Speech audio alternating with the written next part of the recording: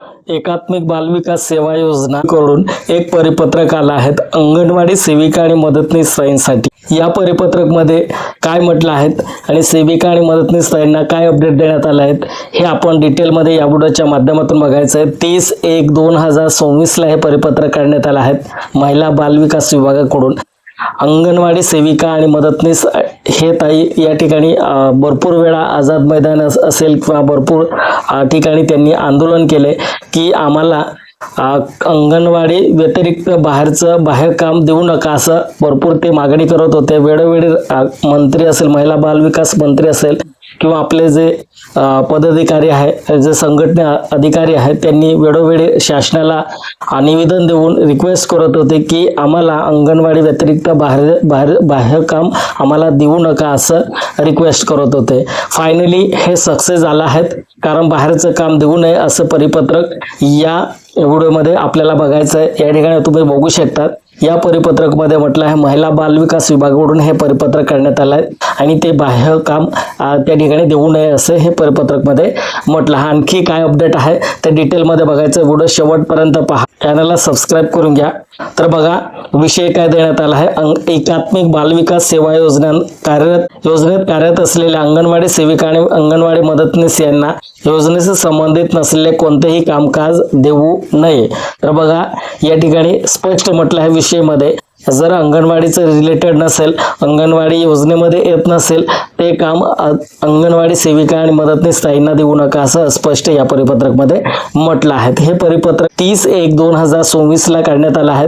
महिला बालविकास विभाग योजना आयुक्तालय महाराष्ट्र राज्य नवी मुंबई यांच्याकडून हे परिपत्रक करण्यात आलं आहे। तर आपल्याला कोणत्या संदर्भानुसार हे परिपत्रक तयार केले? भारत सरकार महिला बालविकास मंत्रालय नवी दिल्ली यांचे अर्ध शासकीय पत्र क्रमांक 11/2/2021 CD डेट 28 ऑक्टोबर 2025 नुसार हे परिपत्रक करण्यात आलं आहे। तर आपल्याला पुढे बघायचं, उपरोक्त विषयानुसार कळवण्यात येते की केंद्र पुरस्कृत एकात्मिक बालविकास सेवा योजनेअंतर्गत कार्यरत अंगणवाडी सेविका आणि अंगणवाडी मदतनीस या अंगणवाडी परिक्षेत्र क्षेत्रातील 0 ते 6 वयोगटातील बालके, गरोदर स्त्रिया, स्तनदा माता यांच्या आहार व आरोग्य तसेच बालकांच्या पूर्ण शालेय शिक्षणाचे कर्तव्य योजनेतील सेवाद्वारे पार पाडतात। तथापि या अंगणवाडी सेविका आणि अंगणवाडी मदतनीस यांना योजनेशी कोणतेही सहसंबंध नसलेले सेवाचे कामकाज, उदाहरणार्थ कोणकोणते काम, निवडणुकीचे कामकाज, सर्वेक्षण तसेच योजनाबाह्य कामकाज करण्यासाठी आदेशित केले जाते। या योजनेच्या बाह्य कामकाजाच्या त्यांच्या नियमित कामकाजावर विपरीत परिणाम होतो। तर बघा जे योजनाबाह्य आहेत, म्हणजे जर वोटिंग कार्डचं असेल किंवा सर्वेचं असेल किंवा इतर गोष्टी असेल, योजनाबाह्य असेल, तुमचं अंगणवाडी रिलेटेड नसेल तर योजनाबाह्य हे काम देऊ नये असं उदाहरणार्थ म्हणजे आपण समजून जायचं। या ठिकाणी या परिपत्रक मध्ये म्हटलं आहे, तर सर्व संरक्षण योजनाबाह्य कामकाज करण्यासाठी आदेशित केले जाते। योजनाबाह्य कामकाजामुळे सदरचे मानधनी कर्मचारी यांच्यावर अतिरिक्त कामकाजाचा बोजा वाढत आहे। याकरिता येथून पुढे एकात्मिक बालविकास योजनेअंतर्गत कार्यरत अंगणवाडी सेविका आणि अंगणवाडी मदतनीस यांना एकात्मिक बालविकास सेवा योजनेची संबंधित नसले इतर कोणत्याही कामकाजासाठी आदेशित करू नये। तर बघा या ठिकाणी या परिपत्रक मध्ये असं म्हटलं आहे, जर योजनाबाह्य काम असेल तर अंगणवाडी सेविका आणि मदतनीस ताईंना कुठलाही आदेश देऊ नये, ते काम जबरदस्ती त्यांच्याकडनं करून घेऊ नका असं म्हटलं आहे। कारण जे अंगणवाडी रिलेटेड असेल काम, त्यांचे रिलेटेड असेल तर योजना रिलेटेड असेल तरच ते करू शकता, अदरवाईज बाहेरचं काम त्यांना देऊ नये असं या परिपत्रक मध्ये म्हटलं आहे। एकात्मिक बालविकास सेवा योजनेशी संबंधित नसलेले इतर कोणत्याही कामकाजासाठी आदेशित करू नये अशा स्पष्ट सूचना केंद्र शासनाने माननीय सचिव महिला बालविकास विभाग महाराष्ट्र राज्य यांना अर्ध शासकीय पत्राद्वारे कळवले आहे। सोबत संदर्भ पत्राची प्रत जोडली आहे।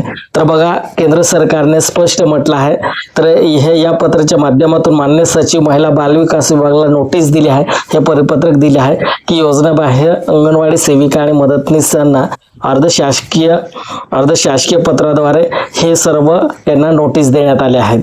तर हे कोणतेही काम देऊ नये असे म्हटलं आहे। अशा अनुसरण आपणास कळवण्यात येते की येथून पुढे कार्यरत अंगणवाडी सेविका आणि अंगणवाडी मदतनीस यांना एकात्मिक बालविकास सेवा योजनेची संबंधित नसलेले कोणतेही कामकाज करण्यासाठी आदेशित करण्यात येऊ नये.